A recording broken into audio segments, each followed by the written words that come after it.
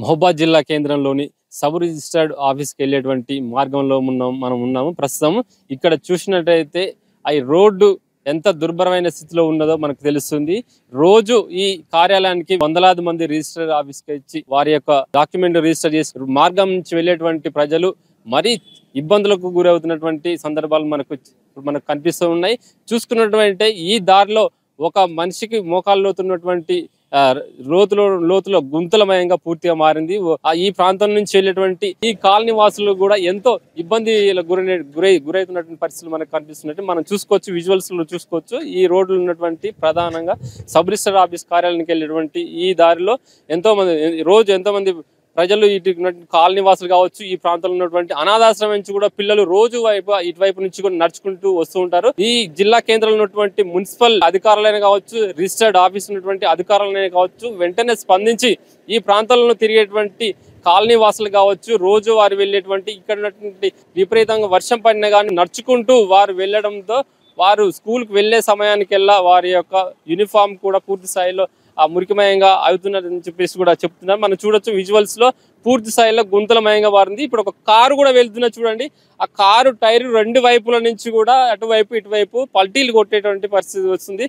ఆ డ్రైవర్ కూడా నిదానంగా ఏమన్నా ప్రమాదానికి గురవుతుంది అని చెప్పేసి కూడా రెండు వైపుల నుంచి కూడా నిదానంగా వారి యొక్క కారును చిన్నగా డౌన్ చేసుకుంటూ గుంతలోకి దించుతున్నటువంటి పరిస్థితి మనం ఎక్స్క్లూజివ్గా మహబూబాద్ జిల్లా న్యూస్ ఛానల్ ఎక్స్క్లూజివ్ చూపెడుతున్నాం. మనం చూడండి, ఇటు బైక్ కూడా వెంట నుంచి వెళ్తున్నది. చూడండి, బైక్ కూడా రెండు వైపు అటు ఇటు టర్న్ అవుతూ వెళ్తున్నది. అది పూర్తి స్థాయిలో ప్రమాదకరంగా మారింది.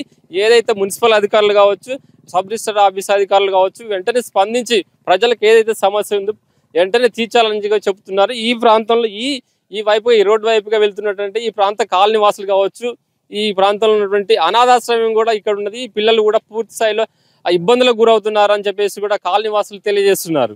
సబ్ రిజిస్టర్ ఆఫీస్కి వెళ్ళాలంటే బాగా ఘోరంగా ఉన్నది సార్. ఇది ఈ ఆటోలు కానీ, టూ వీలర్లు కానీ, జీబులు కానీ ఏది ఏమైనా ఈ సబ్ రిజిస్టర్ సార్లు ఇట్లా అందరూ అటు వెళ్ళాలంటే మా ఘోరంగా ఉన్నది పరిస్థితి. వానాకాలంలో ఆ ఈతల నుండి అవతల వెళ్ళాలంటే ఈ మెయిన్ రోడ్డు మీద ఆపేసి లోపలికి నడిచి వెళ్ళడం ఈ పరిస్థితి ఉన్నది సార్. ఈ మినిమం ఈ గొంతలలో మట్టి పోసే పరిస్థితి కూడా లేకుండా ఉన్నది.